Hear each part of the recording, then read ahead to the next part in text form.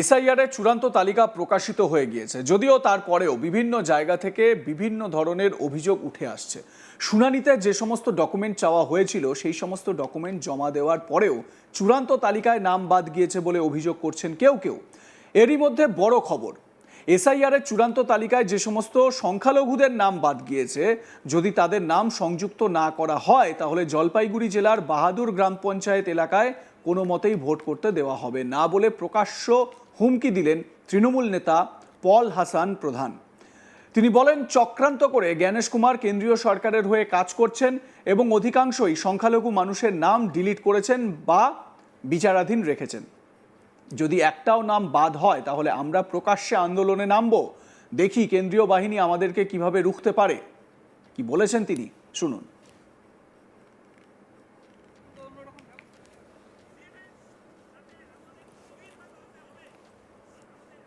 যদি রক্ত শরীরে আমাদের রক্ত বয়ে আমাদের যদি জীবন দান দিতে হয়, যদি এখানে কত কোম্পানি মানে কোম্পানি থেকে কোম্পানি যদি সিআরপিএফ নামিয়ে দেয়, আমরা আমাদের ভাইদের যাদের লাস্ট ভাই বোনেদের যাদের লিস্টের নাম নাই তাদের ছাড়া কোনো ভোট হতে দেব না। তার জন্য আমরা লাস্ট অবধি রেখে নেব না। এটা তার জন্য তো প্রয়োজনে তখন তো অন্যরকম ব্যবস্থা নেবে আপনাদের নেবে, তাতে আমাদের শহীদ হয়তো হতে হবে। আমাদের পূর্বেও এরকম হয়েছে যে আপনারা জানেন যে আমরা 21শে জুলাই কেন করি, সেই সময়ও আমাদের কতজনকে মারা হয়েছিল এবং তার জন্য এখন অবধি 21শে জুলাই শহীদ হয়ে তারপরে কিন্তু ভোটার কার্ডটা এসেছে। আর সেই ভোটার কার্ড আসার পর সেই ভোটার কার্ডের উপরে ষড়যন্ত্র করছে এই কেন্দ্রীয় বিজেপি সরকার। আর এই জ্ঞানেশ কুমার হয়ে কাজ করছেন কার? সমস্ত বিজেপির হয়ে কাজ করছেন, এটা প্রমাণিত। এবং তারা কিছু চক্রান্ত যে চালাচ্ছেন আমরা সেটা ভালোভাবে বুঝতে পারছি। এবারে শুনে নেওয়া যাক নাম বাদ গিয়েছে, বিচারাধীন তালিকায় রয়েছে এমন কয়েকজনের বক্তব্য। মহসিন হোসেন প্রথমেই তার বক্তব্য শোনাই, তার নাম বাদ গিয়েছে, শুনুন। মোহাম্মদ আর মোহাম্মদ আকারটার জন্য আমাদের নাম বাদ দিয়েছে। কি বলছে এখানে? বিচারাধীন আমাদের 6 ভাইয়ের মধ্যে 4 ভাইয়ের নাম বাদ দিয়েছে, এইভাবে আছে বিচারাধীন। দুজনের আছে? দুইজনের আছে। তাহলে একই তো 4 ভাই, আবার 2 ভাইয়ের আছে, 4 ভাইয়ের নাই? 4 ভাইয়ের নাই, তার মধ্যে আমাদের বউয়েরা 3 জন বউয়ের নাই, নাম নাই।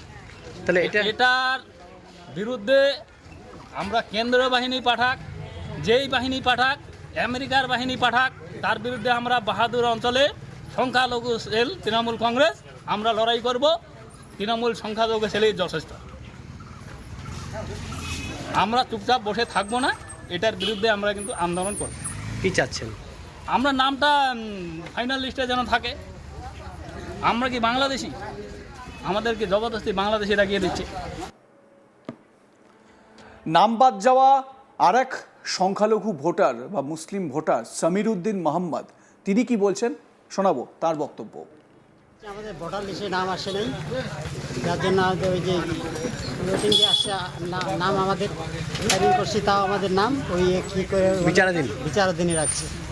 তা আমি তো আমার ভোট আমি 2000-এর আগের থেকে আমি ভোট দিই। আমার বয়স প্রায় 60 বছর চলতেছে। কতবার ভোট দিচ্ছি তা ঠিকই নেই। কি চাচ্ছেন এখন? এখন আমার ভোটটা যাতে সঠিক লিস্টে উঠে সেটাই চাচ্ছি আমরা। বহু মানুষ এরকম আছে আপনাদের? হ্যাঁ, বহু মানুষ এরকম আছে। আমার নামের একটু টাইটেলের ভুলের জন্য আমার ছেলেরও নাম আসে, ওইটা আসছে। বিচারাধীন তালিকায় থাকা মানে অ্যাডজুডিকেশনে থাকা এক ভোটার আলিয়া খাতুন, তার বক্তব্যও শুনুন। আমার হচ্ছে 6 ভাই বোনের জন্য আসছে, প্রমাণ চাইছে বাবার আমি দিয়েছি। এখন তা ভুল আছে। মানে কি বলতেছে আপনার বিচারাধীন? হ্যাঁ। তো বিচারাধীন যদি কেউ থাকে আর যদি এটা দেখা গেল যে ভোটের আগে এই সমস্যার সমাধান হলো না, তাহলে তো সে ভোট দিতে পারবে না। হ্যাঁ, যাতে আমি ভোট দিতে পারি এটাই আমি চাই। তো যদি এইভাবে আপনার এই সমস্যাটা জেয়া থাকে তাহলে কি করবেন? আমার শুধু একটাই কথা, আমি যাতে ভোট দিতে পারি। অপরদিকে তৃণমূল নেতা পল হাসান প্রধানের বক্তব্যের প্রেক্ষিতে বিজেপির জলপাইগুড়ি সদর বিধানসভার 5 নম্বর মণ্ডলের ভাইস প্রেসিডেন্ট দেবাশিস রায় প্রধান কটাক্ষ করে বলেন, তৃণমূলীরা সিপিএম থেকে গুন্ডাগিরি শিখে রাজনীতি করছে। বিভিন্ন ভাতা দিয়ে এই রাজ্যকে শেষ করে দিয়েছে তৃণমূল সরকার। যুবকদের চাকরি নেই, তাই মানুষ পরিবর্তন চাইছে। কি বলছেন বিজেপি নেতা, শোনাবো তার বক্তব্য। এরা তো অ্যাকচুয়াল গুন্ডাগিরি করে এরা রাজনীতিটা এতদিন করছে সিপিএমের থেকে শিখে। সিপিএমের ছিল হারমাত বাহিনী, সেটাকে অনুকরণ করে এরাও এই গুন্ডামি করে এরা রাজনীতিটা এতদিন চালাচ্ছিল। তো আজকের দিনে ওরা যেহেতু বুঝতে পেরেছে যে ওদের আর পায়ের তলার মাটি নেই, ওরা বিধানসভায় হারতে চলেছে, তাই আজকে ওরা এসআইআরকে কেন্দ্র করে মুসলিম ভোট, এতদিন ওদের পকেটের ভোট ছিল, এটা ওদের প্রচার ছিল। আজকের দিনে রাষ্ট্রবাদী মুসলিমরা, ওরা যেহেতু আমাদের পক্ষে, ওরা যেহেতু দেশের উন্নয়ন, দেশের স্বার্থে, আমাদের জাতীয় পতাকার স্বার্থে ওরা যেহেতু আজকে আমাদের দলে সামিল হয়েছে, ওদের যেহেতু মুসলিম ভোটটা আর ওদের কাছে নেই, তাই আজকে এরা এই ধরনের আচরণ করাটাই স্বাভাবিক। আজকে ওরা সব কিছুতে তো শ্রী লাগায় ওদের প্রত্যেক প্রকল্পে। তো সবচেয়ে বড় প্রকল্প বর্তমানে যেটা দেখা যাচ্ছে যে মিথ্যাশ্রী। কেন বললাম? কারণ আজকে ওরা এই যে অপপ্রচার, মিথ্যা বলে আজকে মানুষকে এতদিন মুসলিম ভোটটাকে এক সাইড করে রাখতো, আজকের ডেটে সেটা আর নেই ওনাদের অনুকূলে। তাই আজকে যেহেতু রাষ্ট্রবাদী মুসলিম, রাষ্ট্রবাদী জৈন, খ্রিস্টান, বৌদ্ধ সবাই যেহেতু এক বাক্যে বলে স্লোগান তুলেছে যে পাল্টানো দরকার, চাই বিজেপি সরকার, তো তাই যেহেতু 26-এ পরিবর্তন হচ্ছে, এটা নিশ্চিত। এটা শুধু সময়, ওরা তো বলছে বিধানসভা ভোটটাই করতে দিবে না। শুনুন, ওইটা ওরা যতই বলুক, আজকে কেন্দ্র বাহিনী অলরেডি আমাদের রাজ্যে চলে আসছে।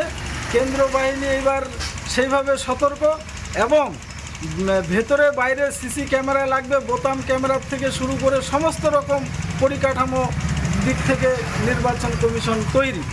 আর আজকে যদি বলে এসআইআরে মুসলিমদের নাম বেশি করে কাটা হয়েছে, তাহলে আমি বলবো এটা ওই যে মিথ্যাশ্রী বললাম, যার জন্য এই প্রকল্পটাই সব থেকে ভালো প্রকল্প আমি এখন বলবো।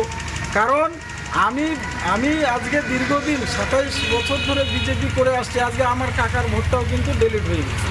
কারণ কাকার, এটাকেও তো ওরা নাটকবাজি বলছে। হ্যাঁ, নাটকবাজি কেন? প্রমাণ। এই শোনেন, মিথ্যার একটা মাত্রা থাকে। আজকে স্বচ্ছতা মিথ্যা এই যে বলে আজকে মানুষকে বিভ্রান্ত করে এতদিন ধরে ওরা চলছে। তো মানুষ তো আজকে সেই মিথ্যা স্মৃতি আর নেই। মানুষ আজকে বুঝতে পেরেছে আজকে লক্ষ্মীর ভাণ্ডারও কাজ হচ্ছে না, কারণ মায়েরা অলরেডি আন্দোলনে নেমেছে যে আমাদের ঘরের ছেলে মেয়েদের আমরা কাজ চাই, আমরা শিল্প চাই, আমরা আর এই ভাতার রাজনীতি আমরা আর চাই না। বিজেপি উন্নয়নের কথা বলছে, বিজেপি চাকরির কথা বলছে, বিজেপি বলছে শিল্প চাই ইত্যাদি। অন্যদিকে তৃণমূল, তারা এসআইআরে যোগ্য ভোটারদের নাম বাদ দেওয়া হয়েছে বলে অভিযোগ করছে, এবং এই বিষয়টিকে সামনে রেখে তৃণমূল নেত্রী তিনি ধর্নায় বসেছেন। আপনাদের মতামত এই বিষয়ে কি জানাতে ভুলবেন না। দেখতে থাকুন আজ তাক বাংলা, সাবস্ক্রাইব করুন আমাদের ইউটিউব চ্যানেলটি।